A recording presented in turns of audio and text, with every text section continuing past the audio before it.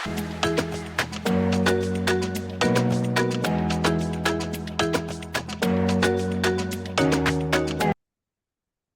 हिंदू देशाय, नमो भारत संस्कृते।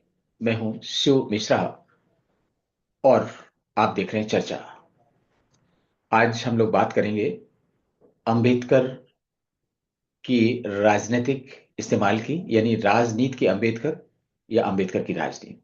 कैसे अंबेडकर मोहम्मद की तरह पैगंबर बन गए। ना मोहम्मद के खिलाफ कोई बोल सकता है और ना ही अंबेडकर के खिलाफ।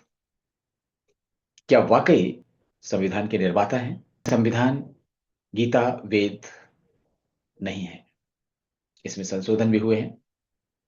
लेकिन प्रश्न यह है कि अंबेडकर का सबसे अधिक सम्मान कौन करता है?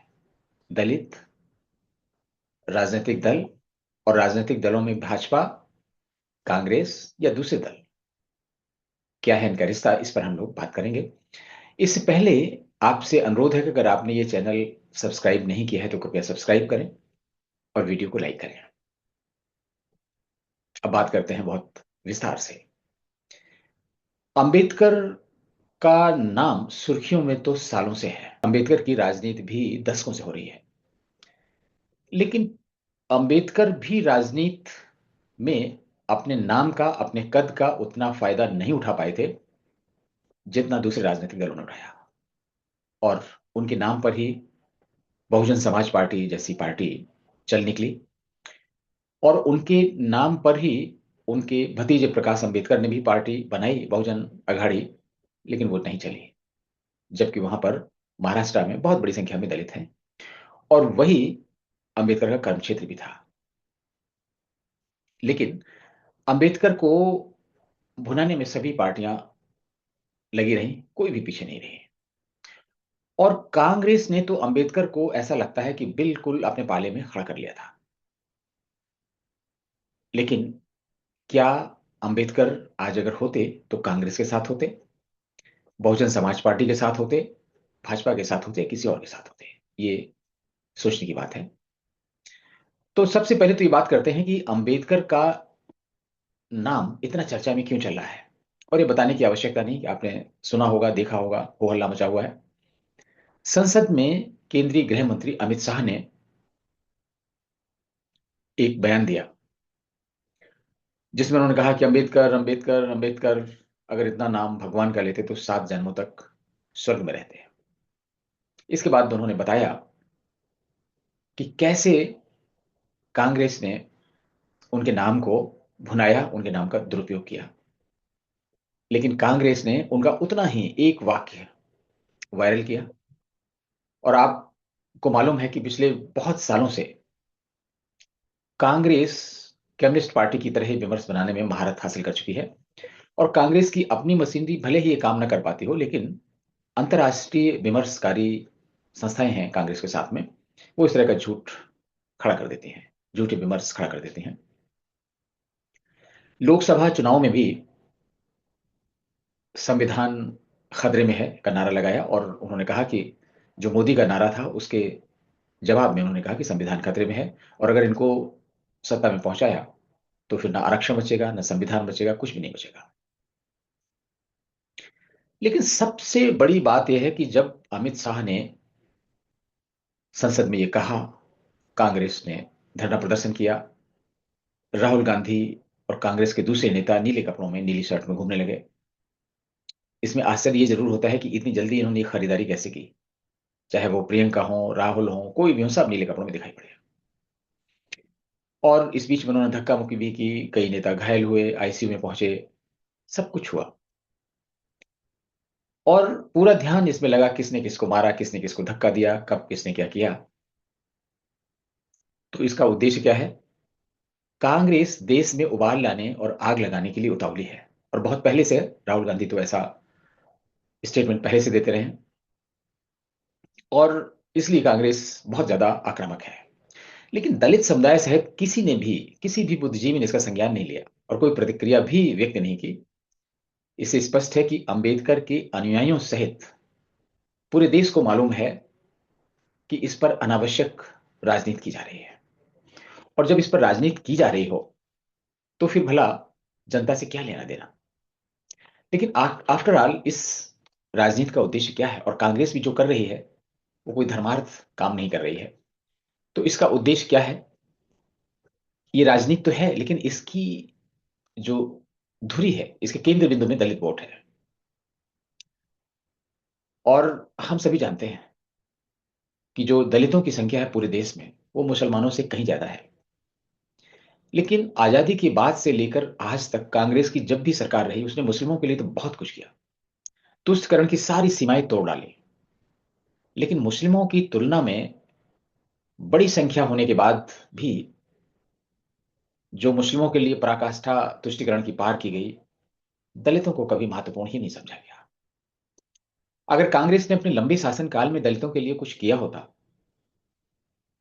तो दलितों की स्थिति खराब नहीं होती आज। लेकिन कांग्रेस ने नेहरू और गांधी की भूमिका को आगे बढ़ाया, उनकी परंपरा को कायम रखा। और परंपरा यह थी कि मुस्लिमों का तो भरपूर तुष्टिकरण किया, लेकिन दलित समुदाय को नहीं छुआ। क्यों? क्योंकि वो मुस्लिमों को सत्ता की कुंजी समझती है और दलितों को अपने जेब में समझती है, इसलिए शायद नहीं किया। और अपने मन से नेता बनाते रहे दलित, कोई भी स्वाभिमानी नेता नहीं रहा। स्वयं अंबेडकर के साथ में कांग्रेस ने क्या किया, ये इतिहास है जिसे बहुत कम लोग जानते हैं। तो सबसे पहले तो ये बात करते हैं कि आफ्टर ऑल ये मुद्दा आया कैसे। संविधान के 75वें साल पूरे होने पर, संविधान के 75 साल पूरे होने पर राज्यसभा में 2 दिवसीय चर्चा हो रही थी। और ये चर्चा कांग्रेस बहुत इंसिस्ट कर रही थी, क्योंकि ऐसा माना जा रहा था, वो अपने आप को ऐसा प्रस्तुत कर रही थी कि वह जो संविधान की रक्षक है, और संविधान ऐसा लगता है कि उसके अपने घर की चीज है और उसने ही देश को गिफ्ट में दी हुई है। अमित शाह ने कांग्रेस पर चुटकी लेते हुए कहा था कि ये लोग संविधान को अपनी जेब में लेकर घूमते हैं और जहां मौका लगता है लहराते हैं, लेकिन संविधान के कोई इज्जत नहीं है इनके दिल दिमाग में। ये एक फैशन हो गया है, अंबेडकर अंबेडकर अंबेडकर। इतना नाम अगर भगवान का लेते तो 7 जन्मों तक स्वर्ग मिल जाता। इसके बाद अमित शाह ने बहुत सी चीजें बताई कि कैसे नेहरू और कांग्रेस ने अंबेडकर का अपमान किया। नेता प्रतिपक्ष राहुल गांधी और कांग्रेस अध्यक्ष मल्लिकार्जुन खड़गे समेत कई कांग्रेस नेताओं ने इसी एक वाक्य को उद्धृत किए हुए आसमान सर पे उठा लिया। एक्चुअली उनका उद्देश्य अंबेडकर का सम्मान बचाना नहीं था, उनका उद्देश्य अंबेडकर के नाम को भुनाना है। कांग्रेस के नेताओं ने इसी एक वाक्य को पकड़ लिया और अमित शाह से माफी मांगने की मांग की, और कुछ ने तो उनके इस्तीफे की मांग की। वास्तव में पिछले लोकसभा चुनाव में प्रधानमंत्री नरेंद्र मोदी ने अब की बार 400 के पार के नारे के जवाब में कांग्रेस ने एक झूठा विमर्श बनाया था कि मोदी अगर फिर सत्ता में आ गए तो संविधान बदल देंगे, वे तानाशाह बन जाएंगे, संविधान खतरे में है, आरक्षण चला जाएगा। और शायद जनता ने संदेह से भी सही, लेकिन इसको समझा। और यही कारण रहा कि भाजपा के जो सांसदों की संख्या है वह 240 पर सिमट गई और कांग्रेस के सांसदों की संख्या 99 तक पहुंच गई। राहुल गांधी तो कह रहे थे कि सरकार उनकी बनेगी, लेकिन सरकार तो नहीं बनी। फिर भी 99 सीटें कम नहीं थी उनके लिए, इससे बहुत उत्साहित हुए राहुल गांधी। और उन्होंने समूचे इंडी गठबंधन को जातिगत जनगणना, अदानी अंबानी, संविधान अ, खतरे में है, इन सब चीजों को केंद्र में रखकर भाजपा को घेरने की रणनीति बनाई। संविधान पर संसद में बहस कराने की चुनौती देने वाली कांग्रेस संसद में संविधान पर जब 2 दिन की चर्चा हुई, उसमें पूरी तरह से फंस गई। एक कहावत है कि चौबे गए थे छब्बे होने, वहां से लौटे दुबे रह गए। कांग्रेस की बहुत ही फजियत हुई। भाजपा के प्रखर वक्ताओं ने नेहरू से लेकर मनमोहन सिंह के कार्यकाल तक के कांग्रेस के असंवैधानिक और काले कारनामे, खासतौर पर इंदिरा गांधी का जो आपात स्थिति वाला काल है, उस पर बहुत चर्चाएं की। इससे कांग्रेस को शर्मसार होना पड़ा। पूरे देश में संदेश चला गया कि कांग्रेस का अंबेडकर के प्रति व्यवहार बेहद अपमानजनक रहा है और इस संविधान पर बोलने का तो कोई नैतिक अधिकार ही नहीं है। इसमें क्या हुआ, राहुल की अनुभवहीनता सामने आई, जो कांग्रेस के लिए शर्मिंदगी का कारण बनी। लेकिन उससे भी बड़ी बात है, मल्लिकार्जुन खड़गे सहित कांग्रेस के जो दूसरे वरिष्ठ नेता हैं, वो राहुल की चापलूसी में हाँ में हाँ मिलाना भी पार्टी की छवि के लिए बहुत घातक साबित हुआ और उसने पार्टी की छवि को काफी हद तक मटिया मेट किया। राहुल के सहारे पर जहां उनकी जो युवा मंडली है वो शोर शराबे में व्यस्त रही, वहीं भाजपा के और एनडीए के जो दूसरे नेता हैं उन्होंने एक एक कर कांग्रेस के सारे काले अध्याय जनता के सामने रख दिए। हाल के वर्षों में संसद में कांग्रेस की इतनी दुर्गत किसी ने नहीं देखी होगी।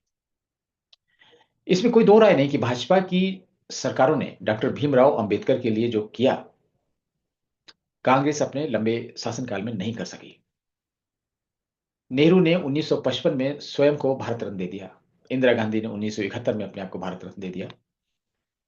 लेकिन अंबेडकर को भारत रत्न तब मिला जब केंद्र में कांग्रेस की सरकार नहीं थी और एक भाजपा समर्थित सरकार थी। जब तक कांग्रेस सत्ता में रही, अंबेडकर का कोई स्मारक नहीं बना। प्रधानमंत्री नरेंद्र मोदी की सरकार ने अंबेडकर के जीवन से संबंधित पंच तीर्थ का विकास किया। मध्य प्रदेश में महो, लंदन में डॉक्टर भीमराव अंबेडकर स्मारक, नागपुर में दीक्षा भूमि, दिल्ली में राष्ट्रीय स्मारक और महाराष्ट्र के मुंबई में चैत्य भूमि बनाने, निखारने और विकसित करने का काम भी भाजपा की सरकारों ने किया। 19 नवंबर 2015 को प्रधानमंत्री मोदी ने ही अंबेडकर के जन्मदिन को संविधान दिवस के रूप में मनाने की घोषणा की थी। अमित शाह ने एक चौंकाने वाला खुलासा भी किया संसद में।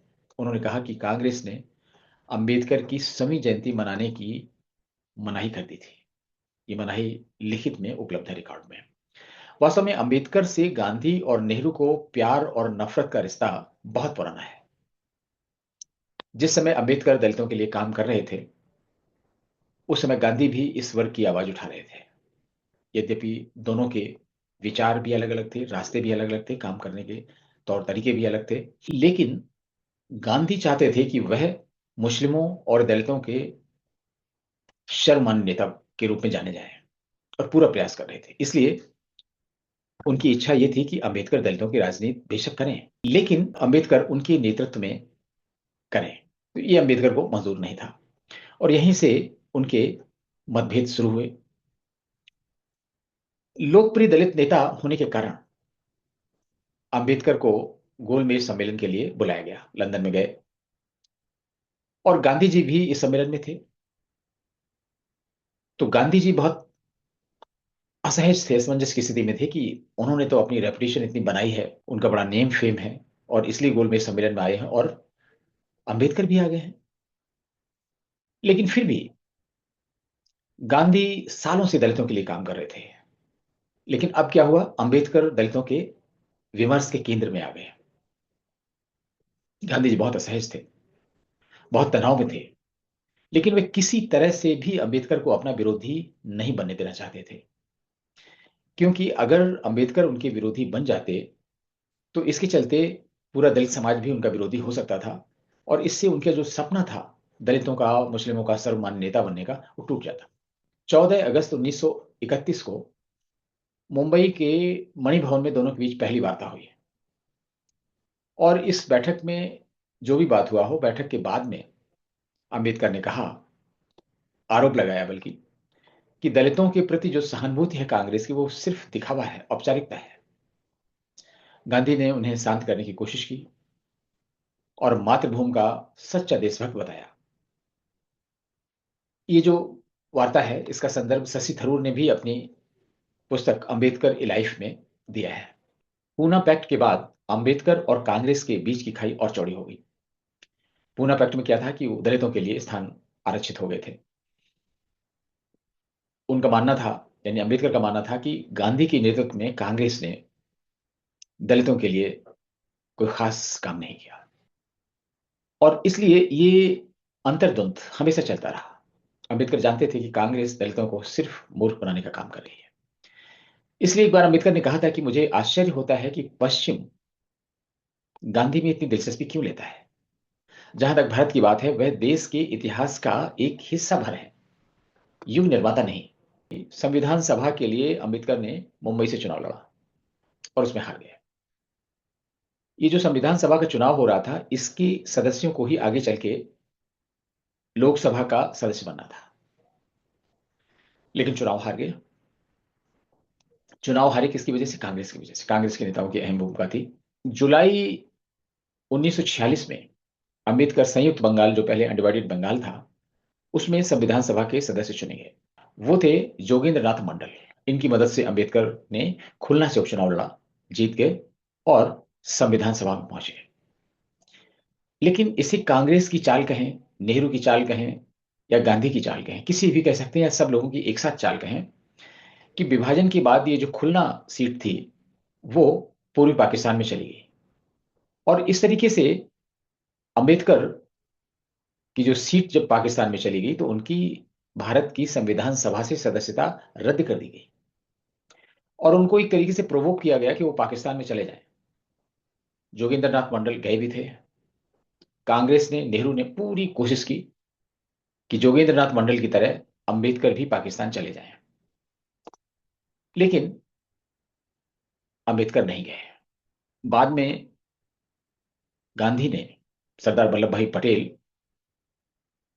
और डॉक्टर राजेंद्र प्रसाद को बुलाकर निर्देश दिया कि वो चाहते हैं कि अंबेडकर संविधान सभा में रहें, और इस कारण उनको फिर मुंबई प्रांत से चुनकर संविधान सभा में लाया गया।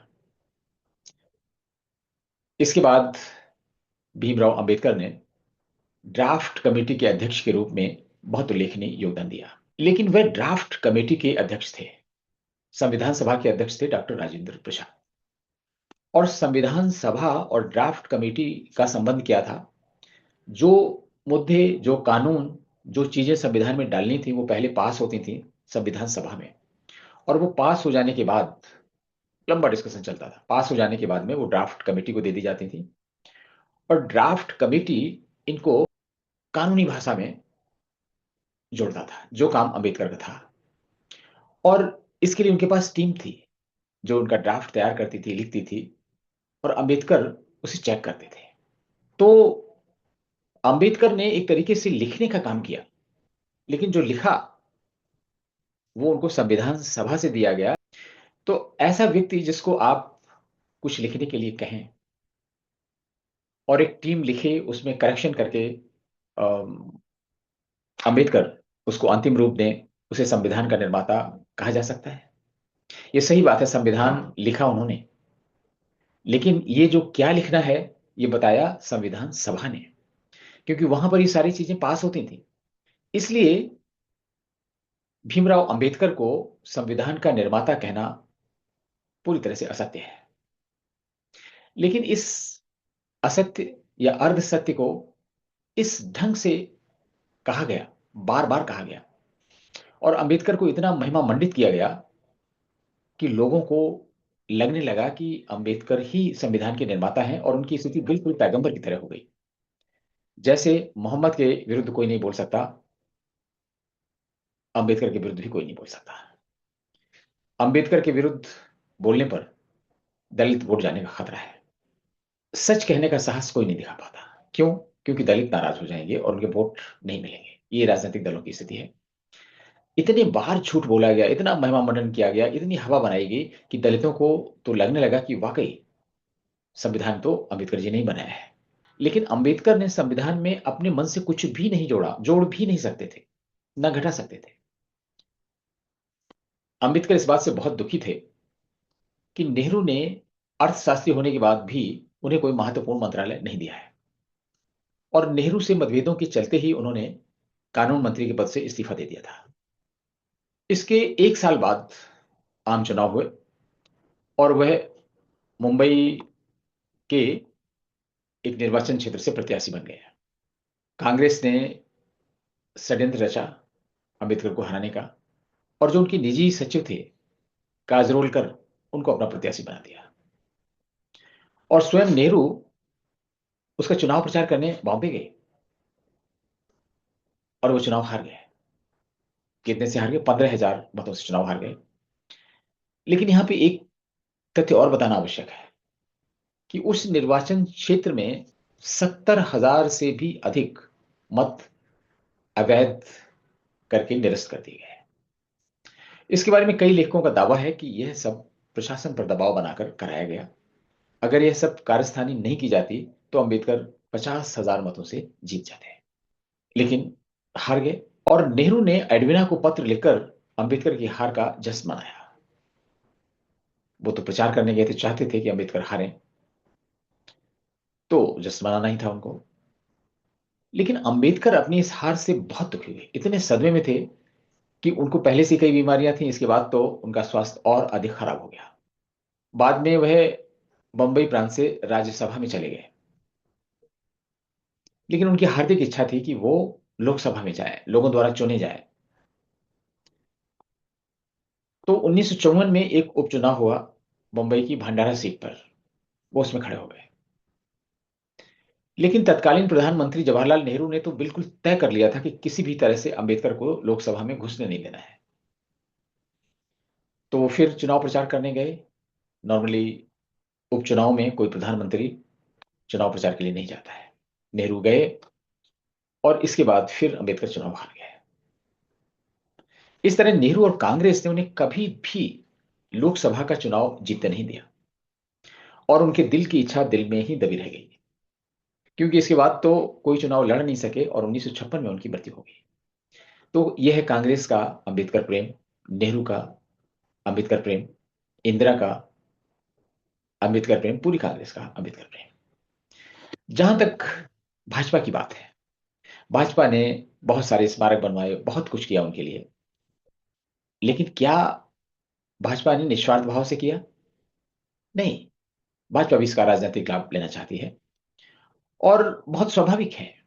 लेकिन अंतर कांग्रेस और भाजपा में यह है कि भाजपा ने अगर अंबेडकर के लिए इतने सारे काम किए, वोटों की लालच में ही सही किए, तो कांग्रेस ने तो वो भी नहीं किए।